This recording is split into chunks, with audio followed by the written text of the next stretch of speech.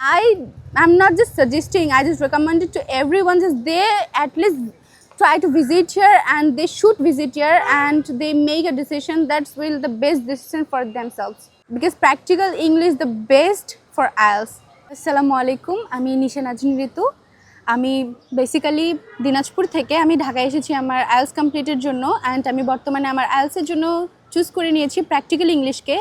All of the things আমি অনেক ধরনের আগে পেজ ঘাটছি, দেন হচ্ছে কোথা থেকে আইএলস করলে বেটার হবে। ঢাকায় যেমন অনেক রিনাউন্ড হচ্ছে আইএলস প্লেসেস আছে বর্তমানে, অনেকেই এটাকে মনে করে হচ্ছে বিজনেস হিসেবে নেয়, অ্যান্ড অনেকেই স্টুডেন্টসদের ড্রিম ফুলফিল করার জন্য নেয়। সো আমাদের উচিত এই জিনিসগুলোকে আগে বেছে নেওয়া, যে কোনটা আমাদের জন্য বেটার হবে এই জিনিসগুলো চিন্তা ভাবনা করে। তো আমি যখন অনেক কিছু চিন্তা ভাবনা করি আমার সারাউন্ডিংসে, ঢাকায় এসে বিভিন্ন প্রতিষ্ঠানে যাই, যখন এগুলোতে গিয়ে আমি দেখি, তারপরে আমার কাছে মনে হয় যে practical English is the best for us, because they teachers us like the family, they are belongs like the family. Because এখানে যখন আমি আসি, আমি এখানে সকাল থেকে রাত অবধি থাকি।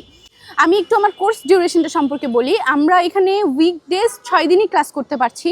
যখন আমি বিভিন্ন প্রতিষ্ঠানে গিয়ে কথা বলি, আমি তাদের থেকে জানতে চাই যে কিভাবে আমি আইএলসটা করব। তারা বলে যে সপ্তাহে 3 দিন 2 ঘন্টা করে ক্লাস ডিউরেশন থাকে, কিংবা অনেক জায়গায় হচ্ছে সপ্তাহে 4 দিনও থাকে 3 ঘন্টা ডিউরেশন। সো মনে হয় যে মিডিলে 1 দিন করে গ্যাপ পড়ে যাচ্ছে, অ্যান্ড আমি সেখানে টোটাল টাইমটা ফোকাস করতে পারছি না, থাকতে পারছি না, ইংলিশ স্পিকিং করতে পারছি না। এটা আমার জন্য অনেক বড় একটা ল্যাকিংস হয়ে যাবে। তারপরে একদিন আমি যখন ফোন স্ক্রল করি, লাইক আমি ফেসবুকে ঈশা ম্যামের ভিডিওস দেখি, সেখানে প্র্যাকটিক্যাল ইংলিশকে নিয়ে একটা কনভারসেশন মেক করা হচ্ছিল। তারপরে আমি প্র্যাকটিক্যাল ইংলিশে আসি, যখন এখানে এসে কথা বলি, আই ওয়াজ জাস্ট টোটালি কী বলবো, আমি জাস্ট বলার ভাষা খুঁজে পাইনি। কজ এটা অনেক অ্যামেজিং একটা প্লেস ছিল আমার জন্য। এখানে এসে যখন আমি তাদের কোর্স ডিউরেশন সম্পর্কে জিজ্ঞেস করি, তারা আমাকে বলে সপ্তাহে 6 দিনই তাদের ক্লাস চলে, যেটা টোটালি একটা স্কুল বা একটা কলেজেও হয়তো বা এরকমভাবে এখন আর ক্লাস চলে না। আমরা এখানে মর্নিংয়ে সকাল 9টায় আসি, তারপরে আমাদের লাঞ্চ ব্রেক দেওয়া হয় দুপুর 1টায়। লাঞ্চ ব্রেক 1টা থেকে 3টা অবধি থাকে। এই সময় তারা আমাদেরকে এক্সট্রা কেয়ার নেয়, লাইক আমাদেরকে ভিডিও মেক করতে দেয়, কিউকার্ড টপিক দেয়, আমাদেরকে তারা প্র্যাকটিক্যালি বাইরে নিয়ে যায় আমাদের ব্রেকস টাইমে, অ্যান্ড সেখানে আমাদের তারা অ্যাসিওর করে, বিভিন্ন টপিক দেয় চারপাশে রিলিভেন্ট, যেগুলোকে নিয়ে আমরা কথা বলবো, যেগুলোকে নিয়ে আমাদের কথা বলা উচিত, যেগুলোকে নিয়ে প্র্যাকটিক্যালি আমরা কথা বলতে পারবো। আফটার দ্যাট আফটারনুন সেশনে আমাদের এগেইন হচ্ছে মডিউল থাকে। সেই মডিউলের মধ্যে আমাদের যখন প্র্যাকটিস সেশন আছে, সেখানে আমাদের এক্সট্রা মেন্টরস থাকে। সেই মেন্টরসরা আমরা যেগুলো প্রবলেম ফেস করি আমাদের মেইন মডিউলে, সেই মডিউলগুলোতে তারা আমাদের হেল্প করে। সো আমরা এখানে যখন 10 থেকে 12 ঘন্টা থাকি, 10-12 ঘন্টায় আমরা মেন্টর সাপোর্ট পাচ্ছি। এরপরে আমরা ইভিনিংয়ে সেমভাবে এখানে আমাদের প্র্যাকটিস সেশন চালু করি, অ্যান্ড আমরা যদি চাই এখানে রাত 8টা-9টা অবধি আমরা থাকতে পারি। আমাদের ক্লাস রাত 8টায় শেষ হয়। তারপর আমরা 1 ঘন্টা চাইলে এগেন আমাদের মেন্টরসরা এখানে থাকে আমাদেরকে সেই সাপোর্টটা দেওয়ার জন্য, যেন আমরা সারাদিন এখানেই পড়াশোনা করতে পারি, অ্যান্ড খাওয়া দাওয়া অল ফেসিলিটিস নিয়ে যেন আমরা বাসায় গিয়ে সুন্দরভাবে একটা ঘুম দিতে পারি, অ্যান্ড এগেইন এসে যেন ফ্রেশ আপ হয়ে পরের দিন আমরা এখানে আমাদের আইএলস ক্লাসটা করতে পারি। সো অ্যান্ড ফ্রাইডেতে তারা আমাদেরকে লটস অফ হোমওয়ার্কস দিয়ে দেয়, অ্যান্ড কীভাবে কী করতে হবে প্রিপারেশন নেওয়ার জন্য সব কিছু টপিকস দিয়ে দেয় সুন্দরভাবে। And the main session is প্রত্যেক শনিবারে করে আমরা এখানে মক দিতে পারি, অ্যান্ড আমাদের যা যা টপিক করানো হয় সেই প্রত্যেকটা টপিকের উপরে ইচ মডিউলে আমাদের মক নেওয়া হয়। অ্যান্ড এই মকের মধ্যে একটা ভ্যারাইটি অ্যান্ড ইন্টারেস্টিং জিনিস হচ্ছে, আমরা একজন স্যারের কাছে শুধু মক দিই না, আমরা বিভিন্ন স্যার, টিচার্স, ম্যাম, অল্টারনেট সবার কাছ থেকে মক দিই, যেন আমাদের স্পিকিংয়ে নার্ভাসনেস চলে যায়, ভয় চলে যায়, আমরা যেন ফিউরিয়াস না থাকি এই বিষয়টাতে।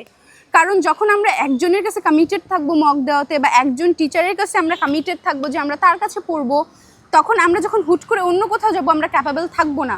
লাইক আমরা আইএলস দিতে আসছি, সো আমাদেরকে এই জিনিসটা অল টাইম আমাদের মধ্যে স্টোর করে রাখতে হবে, যে কোনো সময়, যে কোনো প্লেসে, যে কোনোভাবে নিজেদের বেস্টটা দিয়ে সব কিছু কপ আপ করার মতো। সো আমি মনে করি is the best thing for us that আমরা শনিবারে এখানে মক দেই, and speaking terms that's the best thing for the practical English, cause আমরা এখানে bound to speaking in English. I passed here 1 month, and right now I'm just totally being prepared to speak in English, and I'm just totally confident to speak in English about everything, like my surroundings, what's going to be happening and what's going through, that I can totally tell everything because I have the confidence. And at the past I was the lackings of the confidence, but right now when I'm just here and hearing and all the times the passing here and to tell the everything with the sirs and ma'ams about every topic, that's time they are totally tell me that I'm bound to speak English. That's why I have to tell English everything. If I speak Bangla, then sir and teachers give us punishment, like we have to make a video, like the video condition and duration will be 3 to 5 minutes and going to be 10 minutes also.